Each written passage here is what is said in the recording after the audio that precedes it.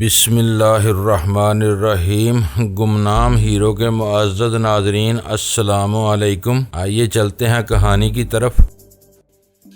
صبر اور ہمت سے کام لو۔ اس بار اس کی آواز اونچی نہیں تھی، لیکن وہ سرگوشی کی حد تک دھیمی بھی نہیں ہوئی تھی۔ اس کمرے میں پل پل تمہاری نگرانی ہو رہی تھی۔ یہاں کوئی دیکھنے اور سننے والا نہیں ہے۔ صبح تک نقشہ بدل جائے گا اور تم اپنی اس تکلیف کو بھول جاؤ گے۔ سندل خان کی ہوشیاری نے تمہیں اس ناگہانی مصیبت میں ڈالا ہے۔ کھایا پیا نہ منہ کو آ رہا ہے۔ صبح تک کون یہ اذیت سہ سکے گا؟ میں نے کہا، ہو سکتا ہے کہ نقشہ بدلنے تک ہماری روحیں کب سے انتری سے پرواز کر چکی ہوں۔ کاش میں نے تم لوگوں کے بہکاوے میں آ کر کاب الٹی نہ کی ہوتی۔ مایوسی اور بدگمانی کی باتیں مت کرو۔ تم دونوں اتنے بودے نظر نہیں آتے جتنے بنتے ہو۔ معلوم ہوتا ہے کہ قندوز بھائی تمہارے رات والا دوست ہے۔ سلطان شاہ نے بھرائی ہوئی آواز میں کہا، اس سے کہو کہ یہ تھوڑی دیر کے لیے الٹا لٹک کر دیکھے کہ اس حالت میں رات گزارنی کتنی مشکل ہے۔ بس زیادہ باتیں نہ کرو، ایسا نہ ہو کہ تمہاری خواہش پوری ہو جائے۔ پھر اس کی آواز کرخت اور بلند ہو گئی۔ تمہاری ضد زیادہ دیر تک قائم نہیں رہ سکے گی۔ تم نے صبح تک ہٹ درمی نہ چھوڑی تو تمہاری کھوپڑیوں کے نیچے الاؤ دہکا دیے جائیں گے اور تمہارے بیجے پگھل کر ناک کے راستے باہر آ جائیں گے۔ کیا ایسا بھی ہو سکتا ہے؟ سلطان شاہ نے بکھلائی ہوئی آواز میں سوال کیا۔ وہ کوئی جواب دیے بغیر ایک طرف چلا گیا۔ میں جس رسی کے سہارے لٹکایا گیا تھا، اس میں کچھ بل موجود تھے جو میرے بوجھ سے آہستہ آہستہ کھل رہے تھے۔ میں اسی رفتار سے گھومتا جا رہا تھا۔ میرے لیے وہ حالت مضحکہ خیز ہی نہیں، بہت زیادہ تکلیف دہ بھی تھی۔ میں نے دیکھا کہ قندوز خان اپنے تینوں ساتھیوں کے پاس جا بیٹھا تھا۔ ویرا اور غزالہ بھی تھک ہار کر نیچے بیٹھ گئی تھی۔ ان دونوں نے اپنے دل کی بڑاس نکالنے کے لیے صرف زبان کا سہارا لیا تھا۔ عملی طور پر انہوں نے قندوز خان کی ہدایت سے انحراف نہیں کیا تھا۔ میری دانست میں ان کا وہ رویہ دانش مندانہ تھا، کیونکہ وہ دونوں ان شنگاریوں کی وحشیانہ طاقت کا مقابلہ کرنے کے قابل نہیں تھیں۔ اگر ان لوگوں کو ایک بار عورتوں سے بیڑنا پڑ جاتا تو وہ ان کی توہین تذلیل کے لیے کوئی بھی حد عبور کر سکتے تھے۔ گھومتی ہوئی رسی کی وجہ سے میں اس باڑے کے تقریباً ہر حصے کا جائزہ لے رہا تھا۔ تیسرے چکر میں مجھے قندوز خان اپنی جگہ پر نظر نہیں آیا۔ میں نے آنکھیں پھاڑ پھاڑ کر ہر طرف دیکھا، لیکن وہ کہیں بھی موجود نہیں تھا اور ہم سب اردو سے ناواقف شنگاریوں کے رحم و کرم پر رہ گئے تھے۔ قندوز خان کی موجودگی کی وجہ سے میرے دل کو جو ڈارس تھی وہ تشویش میں بدل گئی، کیونکہ مشعلوں کی لرزاں روشنی میں دونوں عورتوں کے چہرے زرد اور سوتے ہوئے نظر آ رہے تھے۔ بدقسمتی یہ تھی کہ انہیں قندوز خان کے دوہرے کردار کا بالکل علم نہیں تھا۔ اسی وجہ سے وہ ہم دونوں کے مقابلے میں زیادہ فکر مند اور متوحش نظر آ رہی تھی۔ وقت دھیمے دھیمے سرکتا رہا۔ ماحول اور مناظر میں ذرا بھی تبدیلی رونما نہیں ہوئی۔ یوں معلوم ہو رہا تھا جیسے سب کچھ اپنی جگہ منجمد ہو کر رہ گیا ہو اور مجھے الٹا لٹکے ہوئے گھنٹوں گزر چکے ہوں۔ میری رسی کے بال ختم ہو چکے تھے، لیکن پنڈلی کی جلد میں وسط ہوتی ہوئی رسی نے مجھے بے چین کیا ہوا تھا۔ کیا ہم واقعی ساری رات چمگادڑوں کی طرح الٹے لٹکے رہیں گے؟ سلطان شاہ نے مایوسانہ لہجے میں سکوت کو توڑا تو میں چونک پڑا۔ اب تو قندوز خان بھی یہاں موجود نہیں ہے۔ مقدرات کو ٹالنا انسانی بساط سے باہر ہے۔ میں نے دلاسا دینے کے لیے زبان کھولی ہی تھی کہ اس نے بیزاری کے ساتھ میری بات کاٹ دی۔ حیرت ہے کہ تم الٹے لٹکنے کے باوجود فلسفہ بول رہے ہو۔ مجھے ان باتوں سے قطعی دلچسپی نہیں ہے۔ ان میں سے کوئی بھی میرے قریب آیا تو میں اس سے الجھ پڑوں گا۔ تم ایسا کر ہی نہیں سکتے، کیونکہ تمہارے ہاتھ بھی بندھے ہوئے ہیں۔ اس کی باتوں کے رد عمل میں میرا لہجہ چڑھانے والا ہو گیا۔ یہ تینوں اردو زبان سے نہیں سمجھتے، اس لیے تمہاری گالیاں اور کوسنے بھی رائیگاں جائیں گے۔ کافی وقت گزر گیا۔ دہشت اور بے چینی کے باوجود ہر ایک تکان کا شکار ہو چلا تھا۔ پہلے ویرا اسی گندی اور کھردری زمین پر دراز ہوئی، پھر شنگاریوں نے باری باری پہرا دینے کا فیصلہ کر لیا۔ ان میں سے ایک پہلے بیٹھا رہا، باقیہ دو نے اپنی پگڑیاں کھول کر زمین پر بچھائیں اور ان پر لیٹ گئے۔ اس کے بعد غزالہ بھی زیادہ دیر تک بیٹھی نہیں رہ سکی۔ میرا اندازہ تھا کہ آدھی رات گزر چکی تھی۔ ہر طرف سکوت کی حکمرانی تھی، جس سے ماحول کی ہیبت میں مزید اضافہ ہو رہا تھا۔ اس وقت بھی قندوز خان کی آمد کے کوئی آثار نہیں تھے۔ سندل خان نے شاید نشے میں ہونے کی وجہ سے ہمیں رات بھر کے لیے اس ٹولی کے حوالے کر دیا تھا۔ مجھے پورا یقین تھا کہ صبح وہ ضرور آئے گا، اور اگر اس وقت تک قندوز کی یقین دہانی کے مطابق نقشہ بدلنے والی کوئی کارروائی شروع نہ ہوئی تو ہم پر تشدد کا ناقابل برداشت اور لامتناہی سلسلہ شروع ہو سکتا تھا، جس میں ہمارے سروں کے نیچے آگ دہکانے کا عمل بھی شامل ہوتا۔ پھر میں چونک پڑا، مجھے شبہ ہوا کہ وہ میرا وہم تھا۔ رات کے پرہول سناٹے میں مجھے دور سے کئی گھنٹیوں کی آوازیں گونجتی ہوئی محسوس ہوئی تھیں۔ پھر حیرت ناک طور پر فضا میں بے شمار گھنٹیاں بجنے لگیں۔ پہرے پر مامور محافظ اچھل کر اٹھا اور اس نے اپنی گن کی نال اوپر اٹھا کر گولیاں چلانی شروع کر دیں۔ اس کے ساتھی ہڑبڑا کر اٹھے اور انہوں نے بھی اندھا دھند ہوائی فائرنگ شروع کر دی۔ ان کی گولیاں پھوس کی چھت کو چیر کر اوپر کی ضائع ہو رہی تھیں۔ باہر سے بھی مسلسل فائرنگ کا سلسلہ شروع ہو چکا تھا جو بہت تیزی کے ساتھ شدت اختیار کرتا جا رہا تھا۔ معلوم ہو رہا تھا کہ سارے پہرے والے نیند سے بیدار ہو کر اس چاند ماری میں شریک ہوتے جا رہے تھے۔ ایک طرف دھواں دار فائرنگ کے شور سے کان پڑی آواز نہیں سنائی دے رہی تھی اور دوسری طرف سے لاتعداد گھنٹیاں سنائی جا رہی تھیں۔ ایسا معلوم ہو رہا تھا جیسے گھنٹی والوں نے گالان کے گرد پھیل کر ایک ساتھ گھنٹیاں بجانی شروع کر دی تھیں اور گالان والے اپنی اپنی جگہوں سے گولیاں چلا کر سردار پائندہ گل سے اپنی وفاداری کا اعلان کرنے میں مصروف تھے۔ ویرا اور غزالہ بھی خوفزدہ ہو کر اپنی جگہیں چھوڑ دی تھی۔ اس وقت تک میں نے جو کچھ سنا اس کے مطابق انگارا ویلی کے کسی بھی حصے میں اچانک ایک گھنٹی بجنے لگتی تھی اور تھوڑی دیر کے لیے فائرنگ کے بعد گھنٹی بجانے والا پراسرار طور پر کہیں رپوش ہو جاتا تھا، مگر اس رات بے شمار گھنٹیاں مسلسل بج رہی تھی۔ وہ اس ہوائی فائرنگ سے خوفزدہ ہو کر بھاگتے ہوئے نظر نہیں آ رہے تھے۔ شاید قندوز خان کی پیشن گوئی درست ثابت ہونے کی گھڑی سر پر آ پہنچی تھی۔ ہمارے ساتھ موجود تینوں شنگاری وحشیانہ چیخو پکار کے ساتھ اپنے میگزین لوڈ کر کے بے مقصد گولیاں چلاتے رہے۔ وہ کسی طویل مارکا آرائی کی تیاری کر کے نہیں آئے تھے، اس لیے تھوڑی ہی دیر میں ان کا گولیوں کا ذخیرہ ختم ہو گیا، مگر گھنٹیوں کا شور اپنی جگہ برقرار رہا۔ وقت گزرنے کے ساتھ ان گھنٹیوں کی ملی جلی آواز نے عجیب سا جنگی ترنم اختیار کر لیا تھا۔ میگزین خالی ہوتے ہی ان میں سے ایک شنگاری اچھل کر اندر کے راستے کی طرف دوڑ پڑا۔ بقیہ دونوں افراد نے وہیں کھڑے ہو جوش و خروش سے باتیں کرنی شروع کر دیں۔ شاید ہر طرف پھیلی ہوئی ہڑبونگ پر تبادلہ خیال کر رہے تھے اور جذبات میں بہت باہر ہوئے جا رہے تھے۔ ان سے ہرگز نہ الجھنا۔ ویرا کو دبے قدموں ان کی طرف بڑھتے دیکھ کر میں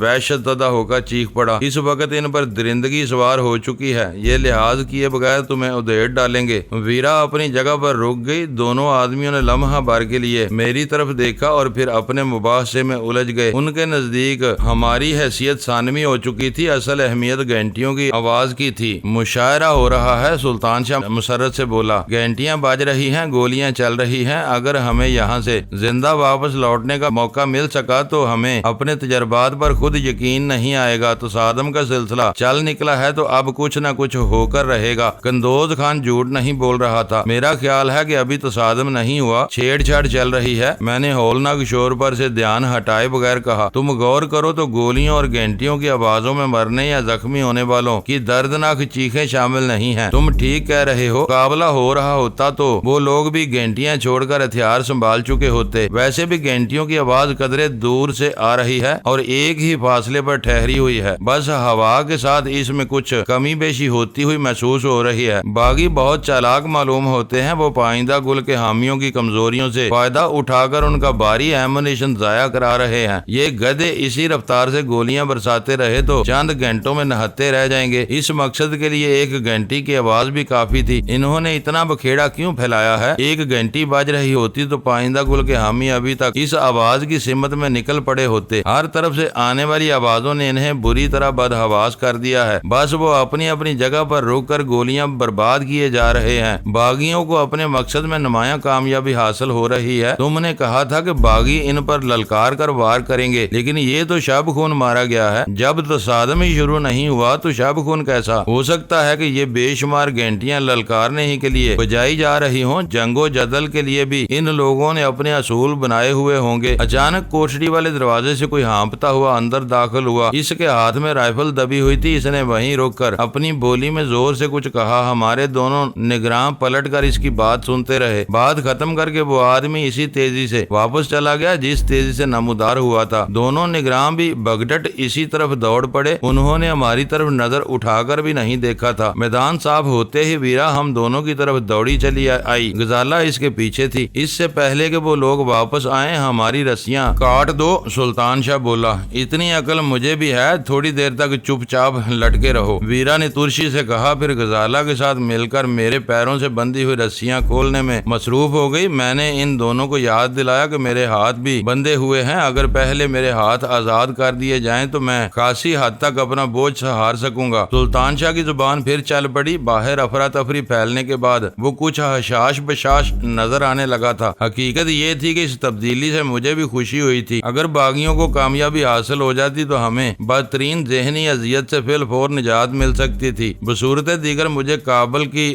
خاک چھاننی پڑتی، جس کے نتیجہ خیز ہونے کے بعد ہم لوگوں کو پائندہ گل کے آہنی چنگل سے آزادی مل سکتی تھی۔ میں چند ہی منٹ میں اپنے قدموں پر کھڑا ہو گیا۔ کئی گھنٹوں تک مسلسل الٹا لٹکا رہنے کی وجہ سے میری پنڈلیاں دکھنے لگی تھیں اور آنکھوں کے سامنے اندھیرا چھا رہا تھا، لیکن وہ وقت ان عارضی تکلیفوں پر دھیان دینے کا نہیں تھا۔ ہم تینوں مل کر سلطان شاہ کو آزاد کرانے میں مصروف ہو گئے۔ سلطان شاہ پوری طرح آزاد نہیں ہو پایا تھا کہ کوٹھڑی کی طرف سے دھمک سنائی دی۔ ہم سب چکنے ہو گئے۔ آنے والا قندوز خان تھا، اس کی پشت پر ایک تھیلا لدا ہوا تھا۔ اس نے دروازہ عبور کرتے ہی وہ تھیلا زمین پر رکھا تو لوہے کی ہلکی سی کھنک فضا میں گونج کر رہ گئی۔ اس تھیلے میں ہتھیار اور فاضل راؤنڈز ہیں۔ اس نے وہیں سے کہا، تم لوگ مشلیں گل کر کے یہیں چھپے رہو، اگر کوئی ادھر آئے تو بے دریغ بھون دینا۔ حالات قابو میں آنے کے بعد میں واپس آؤں گا، اس وقت تک تمہیں ہر قیمت پر یہیں چھپے رہنا ہے۔ تم باہر نکلے تو تمہاری زندگی کی کوئی ضمانت نہیں ہوگی۔ اس کی بات پوری ہونے سے پہلے ہی میں دوڑتا ہوا اس کے نزدیک پہنچ گیا۔ میں نے اس کا بازو تھام کر پوچھا، کم از کم اتنا تو بتاتے جاؤ کہ یہ سب کیا ہو رہا ہے اور آگے کیا ہونے والا ہے۔ اس وقت میں نے ہر احتیاط کو بالائے طاق رکھ دیا تھا۔ مجھے اندازہ تھا کہ حویلی میں اندرونی حفاظت اور نگرانی کا سارا نظام دھرم برم ہو چکا تھا۔ بیرونی خطرے نے پائندہ گل کے ہر آدمی کے آسان خطا کر دیے تھے۔ ابھی صرف گھنٹیاں بج رہی ہیں اور دشمن اپنا ایمونیشن برباد کر رہا ہے۔ صبح کی پہلی کرن کے ساتھ طبلے جنگ بجا دیا جائے گا اور دن چڑھے گا، گالان پر یلغار شروع ہو جائے گی۔ وہ جلدی جلدی بولنے لگا۔ سب کچھ منصوبے کے مطابق ہوتا چلا گیا تو اندھیرا پھیلنے سے بہت پہلے ہم یہاں قابض ہو چکے ہوں گے۔ وہ فوراً ہی واپس چلا گیا۔ اس اثنا میں سلطان شاہ بھی سیدھا کھڑا ہو چکا تھا۔ وہ تینوں بہت تیزی سے میری طرف آئے، پھر تھیلے میں سے سب مشین گن نکالنے لگا۔ ہماری تعداد 4 تھی، لیکن تھیلے میں 6 سب مشین گنیں تھی۔ فاضل میگزین ان گولیوں سے بھرے ہوئے ڈبوں کی تعداد بہت کافی تھی۔ چاروں نے فوراً ہی اپنی اپنی گنوں میں بھرے ہوئے میگزین چڑھا لیے۔ مشلیں بجھا دو، ہم اندھیرے میں دروازے کے قریب رہیں گے تاکہ آنے والوں پر پیچھے سے برسٹ مار سکیں۔ میں نے کہا، سناٹا ہونے تک ہم یہیں چھپے رہیں گے۔ ہتھیار وغیرہ مل جانے کے بعد ہر ایک کا حوصلہ بلند ہو گیا تو آنن فانن میں اس متروک باڑے کی تمام مشلیں بجھا دی گئیں اور دو دو کی ٹولیوں میں دروازے کے دائیں بائیں بیٹھ گئے۔ اس دوران میں غزالہ میرے ساتھ تھی اور بیرا سلطان شاہ کی طرف جا گھسی تھی۔ باہر ہونے والی فائرنگ ماند پڑتے پڑتے رک گئی۔ لوگوں کے پاس فالتو گولیوں کے ذخائر ختم ہو گئے تھے یا نیند کی جھونک میں بستروں سے نکلنے والے مقامیوں کو ہوش آ گیا تھا کہ وہ ہوائی گولیاں برباد کر کے خود اپنی قبر کھود رہے تھے۔ حویلی میں سے کیے جانے والی فائرنگ چند منٹ کے بعد ہی روکی جا چکی تھی۔ شاید اندر والوں کو اپنے میگزین اور جیبیں خالی کرنے کے بعد کمک لینے کا موقع پر ضروری ہدایت دے دی گئی تھی۔ ہر طرف سے صرف گھنٹیوں کا شور سنائی دے رہا تھا۔ باندھ باندھ کے لاتعداد ہتھیاروں کے بھیانک شور کے بعد وہ آوازیں کم از کم مجھے بہت خوشگوار محسوس ہو رہی تھی۔ نگرانی کرنے والوں کی مجنونانہ فائرنگ نے بھوس اور مٹی سے بنی ہوئی چھت میں کافی بڑا شگاف ڈال دیا تھا، جس میں سے تاروں بھرے آسمان نظر آ رہا تھا۔ گور سیاہی میں صبح کے اجالے کی کوئی امید موجود نہیں تھی۔ میں دہل کر رہ گئی ہوں، غزالہ میرے شانے سے سر ٹکائے تھکی ہوئی آواز میں کہہ رہی تھی۔ اکا دکا جنونی سے تو میرا بھی پالا پڑ چکا ہے، لیکن یہ تو پورے کا پورا قبیلہ وحشی اور خون آشام لوگوں کا ہو رہا ہے۔ ابھی تک کچھ بھی نہیں ہوا۔ صبح کی روشنی پھیلنے کے ساتھ یہ پہاڑیاں خون میں نہا جائیں گی۔ ان میں آپس کی رشتہ داریاں چلتی ہیں۔ میری سمجھ میں نہیں آتا کہ دونوں حریف جگر کے بنے ہوئے ایک دوسرے کے خلاف صاف آرا ہو سکیں گے۔ میں نے تعجب کا اظہار کرتے ہوئے کہا، فائرنگ تھم گئی ہے، کیا ہمارا یہاں رہنا ضروری ہے؟ میں نے لہجہ بھر سکوت کے بعد پوچھا۔ حویلی کا کنٹرول ابھی تک پائندہ گل کے ہاتھوں میں ہے، وہ ہم سے برہم ہے۔ ہم نے اندر جانے کی کوشش کی تو اس بار لوگ ہمیں الٹا لٹکانے کی بجائے جلاہٹ میں مار ہی ڈالیں گے۔ اگر یہ مویشیوں کا باڑا ہی ہے تو اس میں ریوڑ لانے کا کوئی نہ راستہ بھی ہوگا۔ کیا ہم ادھر سے باہر نکلنے کی کوشش نہیں کر سکتے؟ اندر رہنے سے کچھ نہ کچھ کرنا ہمارے حق میں بہتر ہو سکتا ہے۔ تینوں کی آواز بتا رہی ہے کہ باغی گالان کی ڈلانوں پر ہر طرف پھیلے ہوئے ہیں۔ ہو سکتا ہے کہ حویلی کے گرد پائندہ گل کے ساتھی بھی گھیرا قائم کر چکے ہوں، اندھیرے میں ہم ان میں سے کسی بھی گولی کا نشانہ بن سکتے ہیں، ہمیں یہیں رہ کر بازی الٹنے کا انتظار کرنا ہوگا، مناسب وقت پر قندوز خان خود ہمیں نکالے گا۔ وہ میں تو بھول ہی گئی تھی، تم نے اتنی بھیڑ میں اس قبائلی کو اپرام کر لیا۔ میں اسے قندوز خان کے بارے میں بتانے لگا، دروازے کی دوسری جانب سے بھی دبی دبی سرگوشیوں کی آوازیں آ رہی تھیں اور سلطان شاہ کے لیے یکجا ہو کر خاموش رہنا بہت دشوار تھا۔ کہیں قریب ہی ایکا ایک ہی رائفل کے 2 فائر ہوئے، پھر سناٹا چھا گیا۔ شاید پائندہ گل کے آدمی باغیوں کو یہ جتانا چاہ رہے تھے کہ وہ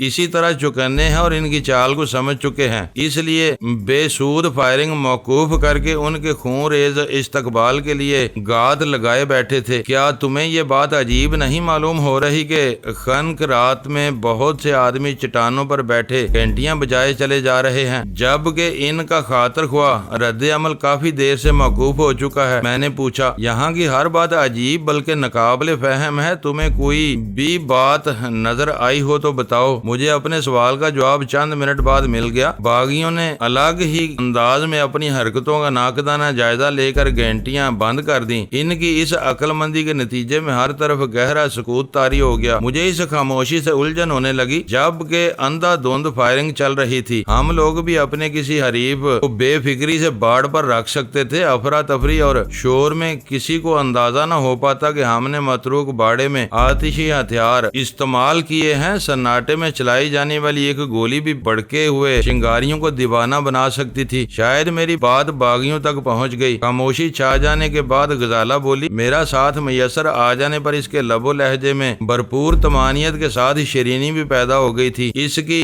بات سے اندازہ ہی نہیں ہو رہا تھا کہ وہ تھوڑی دیر پہلے بہت زیادہ پریشان تھی۔ اب اگر کوئی ادھر آ نکلا تو ہم اسے گولیوں کا نشانہ نہیں بنا سکیں گے۔ اتنی سوچ بچار نہ کرو، وہ بے پروایانہ لہجے میں بولی۔ کوئی آئے تو آنکھیں بند کر کے اسے بھون دو۔ قندوز خان کے لائے ہوئے تھیلے میں گولیوں کی اتنی وافر مقدار ہے کہ ہم بہت دیر تک اپنا دفاع کر سکتے ہیں۔ مجھے خوشی ہے کہ تمہارا حوصلہ اتنا بلند ہے، لیکن دعا کرو کہ ہمیں اس آزمائش میں نہ گزرنا پڑے۔ یہ دعا تو میں نے زبان نہ کھولنے سے پہلے ہی مانگ لی تھی، اس نے کہا اور دبی دبی آواز میں ہنس پڑی۔ مجھے یوں محسوس ہوا جیسے میرے کانوں میں ہزاروں جل ترنگ دھیمے سروں میں بج اٹھے ہوں۔ میں اسی سرور میں کھویا ہوا تھا کہ کسی ہیبلے نے مجھے بری طرح چونکا دیا۔ میرا ہاتھ بے اختیار اپنی سب مشین گن پر گیا، لیکن اسی لمحے سلطان شاہ بول پڑا، یہاں تو سارا کھیل ہی ماند پڑ گیا، ہم کب تک اندھیرے میں دب کے بیٹھے رہیں گے؟ مجھے وحشت ہو رہی ہے، تم نے کہا تھا کہ ہمیں سناٹا ہونے تک یہاں رہنا ہوگا۔ یہ عارضی سناٹا ہے، اصل گڑبڑ اجالا پھیلنے کے بعد شروع ہوگی، فی الحال خاموشی سے اپنی جگہ بیٹھے رہو۔ عجیب مصیبت ہے، وہ بڑبڑایا، پھر ایسا کرو کہ ویرا کو میرے پاس سے ہٹا دو۔ کیوں، کیا وہ تمہیں کھا رہی ہے؟ اس کی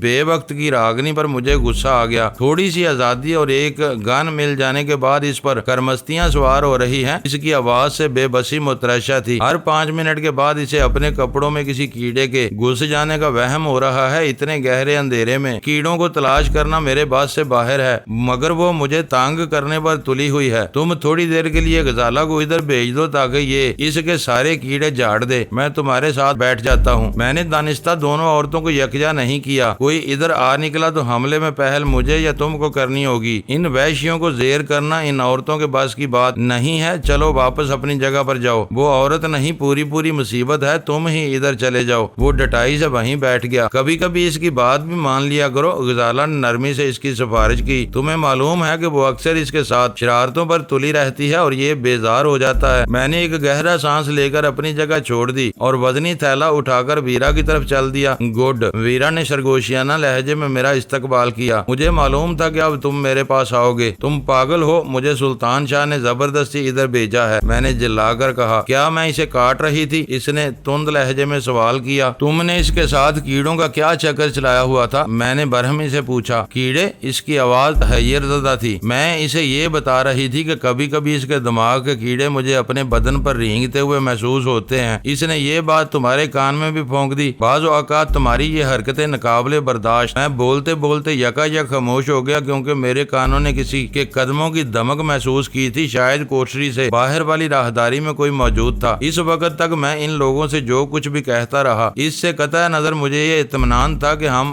لوگ حویلی کے عقب میں بنے ہوئے باڑے میں موجود تھے اور کوٹری سے ملحق راہداری عموماً ویران ہی رہتی تھی۔ پھر گھنٹیوں کے شور نے جو فضا پیدا کر دی تھی، اس کے نتیجے میں سارے چنگاریوں کا رخ پائندہ گل کے کمرے یا حویلی کے کھلے صحن کی طرف ہونا چاہیے تھا جہاں فیصلے کیے جا سکتے تھے۔ اس دور افتادہ حصے میں کسی کی غیر ضروری آمد و رفت کا امکان کم ہی تھا، لیکن باہر سے سنائی دینے والی آہٹوں نے مجھے مضطرب کر دیا تھا۔ وہ آہٹیں قریب آنے کے ساتھ ہی واضح ہو گئیں۔ کوئی تنگ کوٹری میں داخل ہوا اور میں اپنی سب مشین گن تھام کر سیدھا کھڑا ہو گیا۔ بند دروازہ کھلا لیکن فوراً کوئی نمودار نہیں ہوا۔ شاید وہ کوٹری میں رک کر باڑے میں پھیلی ہوئی تاریکی کا جائزہ لے رہا تھا۔ بیرا بھی اس وقت تک میرے ساتھ پوزیشن لے چکی تھی۔ کوٹری میں سے ایک دھیمی مردانہ آواز ابھری۔ اس کا مختصر سا فقرہ ناقابل فہم تھا لیکن لہجہ استفسار طلب تھا۔ ہو سکتا ہے کہ اس نے مقامی بولی میں کوئی سوال کیا ہو۔ لمحہ بھر انتظار کرنے کے بعد اس نے باڑے میں آنے کا فیصلہ کر لیا۔ جو ہی اس کا سر دروازے کے تاریک خلا میں سے نمودار ہوا، میں نے اپنی سب مشین گن کی نال تھام کر اس کا وزنی دستہ پوری قوت سے اس پر رسید کر دیا۔ مجھے خوف تھا کہ کہیں مجھ سے پہلے کوئی فار نہ کھول بیٹھے۔ کھٹ کی آواز کے ساتھ ہی آنے والے کے منہ سے ہلکی سی کرا نکلی اور وہ منہ کے بل زمین پر ڈھیر ہو گیا۔ اس کی پنڈلیاں کوٹری میں ہی رہ گئی تھیں۔ وہ باریش وجود بہت وزنی تھا۔ سلطان شاہ کی مدد سے میں نے اسے باڑے میں گھسیٹ کر دروازہ بند کر دیا۔ دونوں عورتوں کو ہوشیار رہنے کی ہدایت کر کے ہم اپنے شکار کو گھسیٹتے ہوئے ایک دور افتادہ گوشے میں لے گئے جہاں وہ آسانی سے نظر نہیں آ سکتا تھا۔ نرخرا دبا کر اس کا قصہ تمام کر دو، میں نے سرد لہجے میں سلطان شاہ سے کہا۔ وہ جھکا اور کوئی مشقت کیے بغیر چند ثانیوں بعد سیدھا ہو گیا۔ اس کی کھوپڑی کا حشر کسی خربوزے جیسا ہوا ہے، نبض